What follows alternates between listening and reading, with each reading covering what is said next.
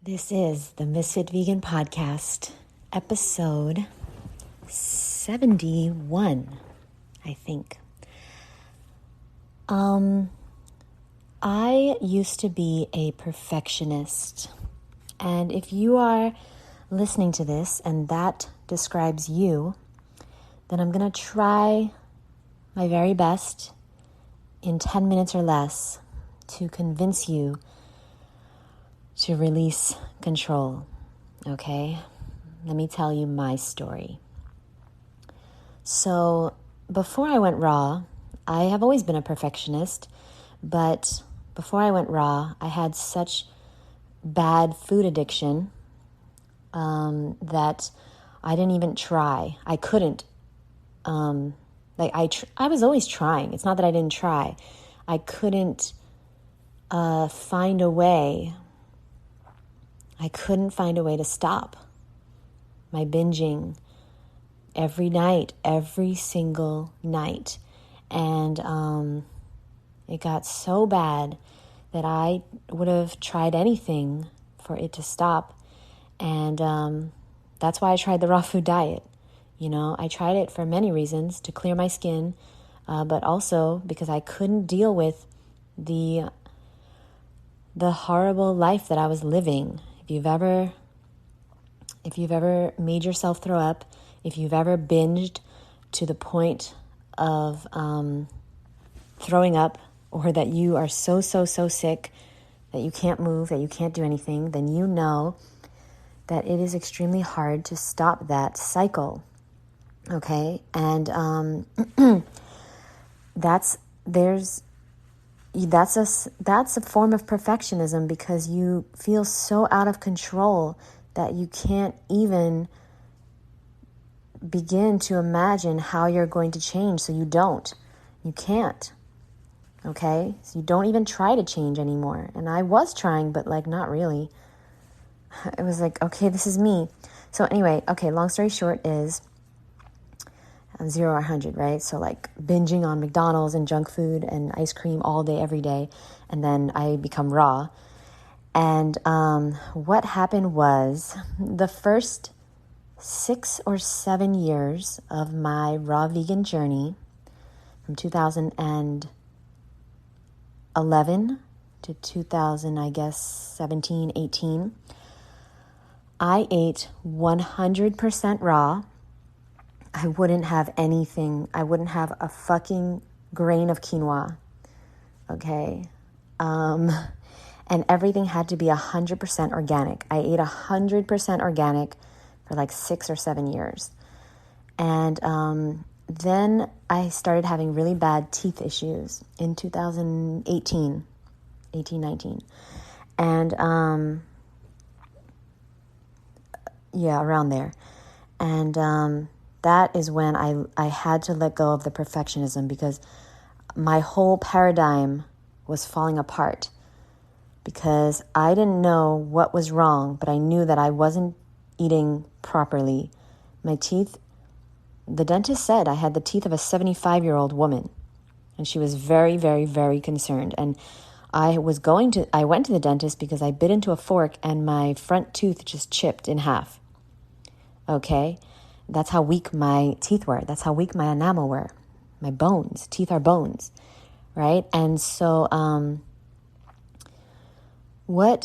I didn't know if it was the fruit, if it was the citrus, if it was the juice. I didn't know what it was, but it turned out it was all of the dried fruit. I was eating a lot of dates and dried mangoes, dried persimmons, dried jackfruit, dried bananas, dry. Everything was dried. Dried cherries. I mean, guys, you don't even understand. A lot of dried mangoes. And because that was the most convenient way to eat in New York City. You know, I had a job where I was running around the whole entire city, checking on my employees we had 12 stores. Okay. And just running around from literally, I'd leave my house at 6 a.m. and I would get home at, 10, 11 p.m., So it was long. It was long hours. And I didn't have to do that. I was in charge. I could have worked an hour a day. but it was my passion. And as you know, when you're doing something you love, you lose track of time. So it didn't feel like work, but I fucked up really bad with the dried fruit. And that is the situation. And so when my teeth started falling apart and I started having really bad issues with my teeth, really bad pain as well, that's when everything fell apart. And I was like, okay, I sat down and I was like, well, I spoke to some people in the raw food community. I had some consultations with some of my mentors. And yeah, they all said it was the dried fruit. I gave up the dried fruit. A week later, I stopped having pain. And I have not had a chipped tooth since. Okay. I've had teeth issues, but I haven't had such severe issues since. Okay. Yes, I've had cavities. Yes, I had to have a root canal. Oh, no. I didn't have a root canal. They wanted me to get a root canal. So I got my tooth extracted instead because I didn't want a root canal. And I know I don't know if that was the right decision, but it is what it is. I don't believe in root canals, so I just got it extracted. Anywhom, so the point here and how this correlates to being a perfectionist is that I thought I was doing everything perfect because everything was 100% raw and everything was 100% organic. Well, I wasn't. And I lost my faith for a while in my lifestyle. I never deviated, but I didn't know what the hell to eat for a while until I figured out that it was the dried fruit. And that was like my big treat. That was like the things that I looked forward to, because you have to understand, like, New York City, not the healthiest place to be a raw vegan, okay? Not. And, I was getting no exercise, no nature, no other components of health, okay, guys? Like, I was just eating properly for years, for 6-7 years. I was never exercising. I never, ever went into nature, ever. There is no nature in New York. Like, it's all fake. Like, Central Park isn't even a real park, guys. They brought in everything, okay? It's not even a fucking real park. And plus, I never went there. That's for tourists. Anyway, I didn't have time for that. I didn't have time for nature. I never meditated. I never dealt with my emotions. I never got any sunlight. I was vitamin D deficient my entire life until I moved to Florida. And I haven't gotten tested. Oh, yeah, I did get tested, but I don't think they tested my vitamin D, but I'm sure I'm not anymore. And what I'm trying to tell you is that I used to be a perfectionist, and I had to give it up in order to get healthy. I had to release control, especially about eating 100% organic, okay? There was a lot of things that I didn't eat because they weren't organic. When I gave up the control of wanting everything to be organic, that's when I started eating lots of tropical fruit. Even in New York City, I would eat durian, soursop, jackfruit. I would eat lots of tropical fruit, and I felt so juicy, amazing fruit. Lychees, rambutan, longans, dragon fruits, okay? I wasn't getting any good mamey sapote, so like I never had mamey. But papayas, okay? All the things that you can peel. So now the only time that it's mandatory for me to eat organic is if I can't peel it. So you'll never see me eating any non-organic grapes or greens that are not organic or cherries that are not organic. Oh my God, I had the best cherries last night from Whole Foods. Oh my God. They were amazing.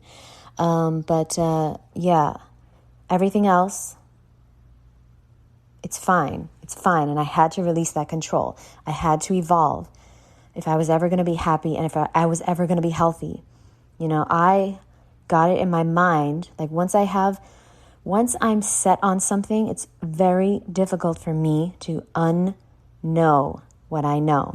And so I researched a lot about pesticides and glyphosate and all the toxic chemicals that go into food that is not organic. But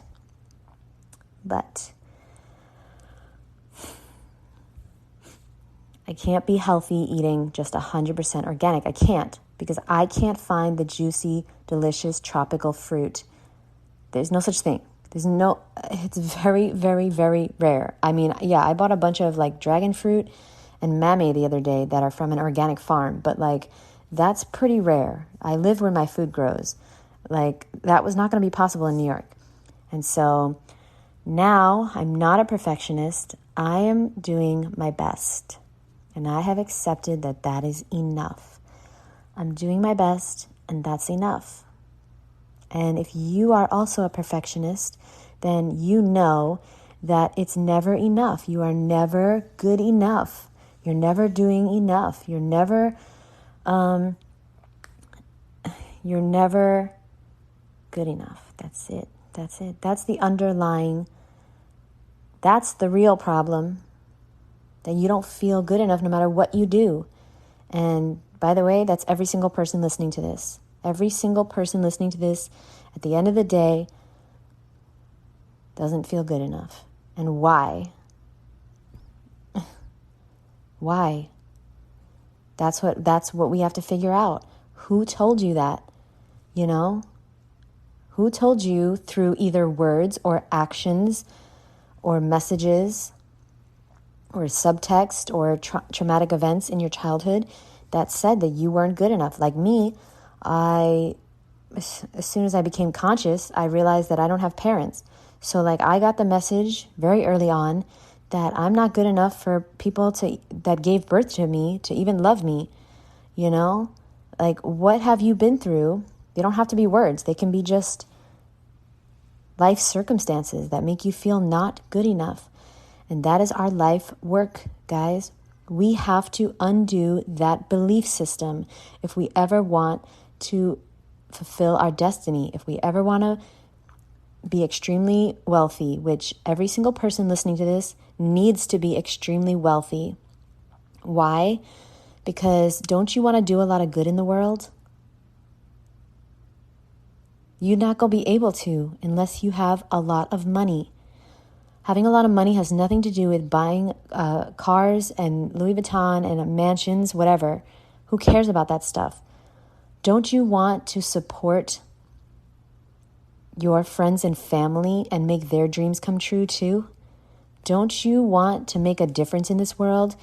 Maybe buy a fruit farm and then pay people a lot of money to take care of it and have abundance for everyone in the community?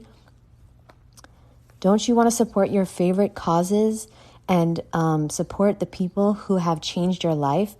I mean, I have a list. I have a list of all these things that I cannot wait to do when I have a lot of money. And one of them is I want to get the people that I love, I want to get them a session with Brad Yates, my favorite EFT practitioner, who I am interviewing in 2 days.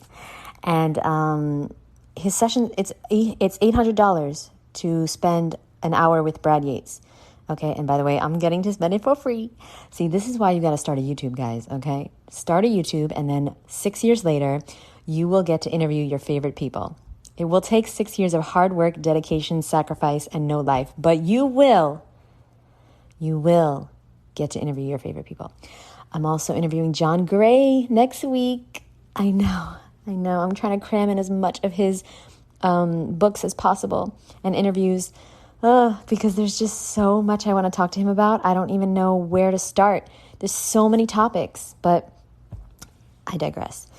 Anyway, that's all. I just came on here. Oh no, 15 minutes. I was supposed to do 10 minutes or less, but I just wanted to say that you won't be happy unless you let go. You have to let go of two things: the belief that you need to be perfect and the belief that you're not good enough, because you are good enough exactly as you are. And that doesn't mean you can't work on yourself every day. See, I used to think there's no way that I'm good enough because I'm fat, because I have acne, because I never went to high school or college, I'm not good enough because I have a big nose, or I'm not good enough because whatever it is. I don't have credentials. I don't have a family. I don't have blah, blah, blah, blah, blah, right?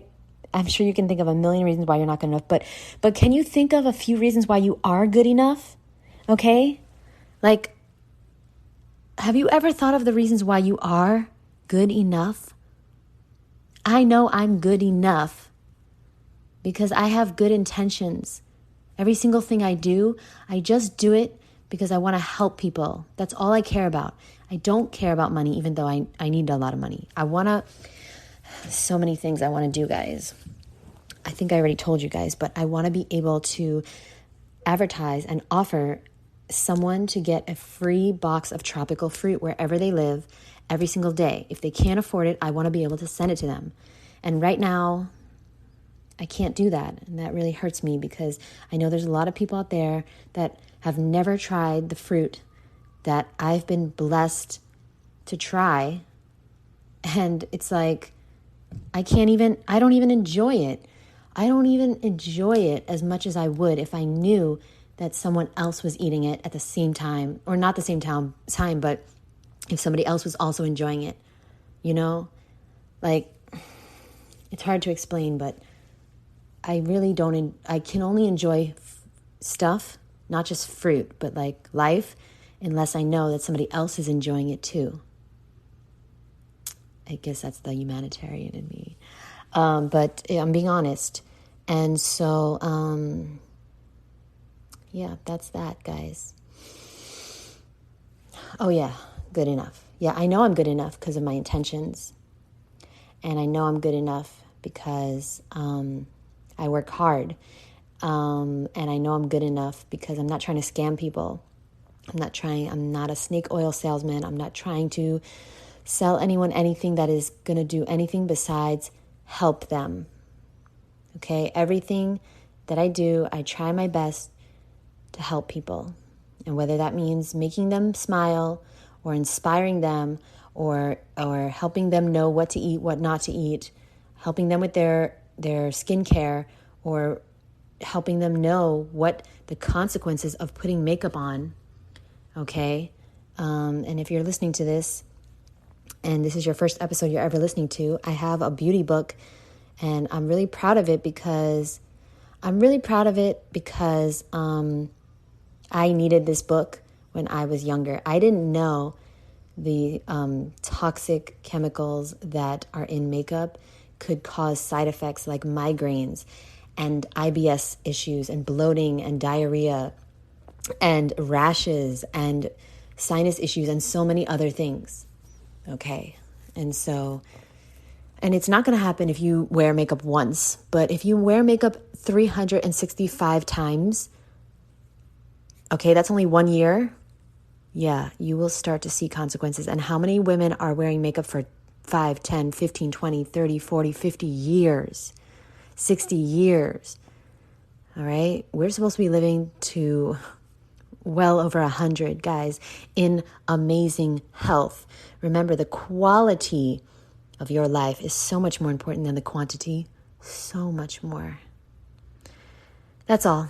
I love you. I thank you so much. And I will see you in the next episode. Thanks for being here, boo. Bye.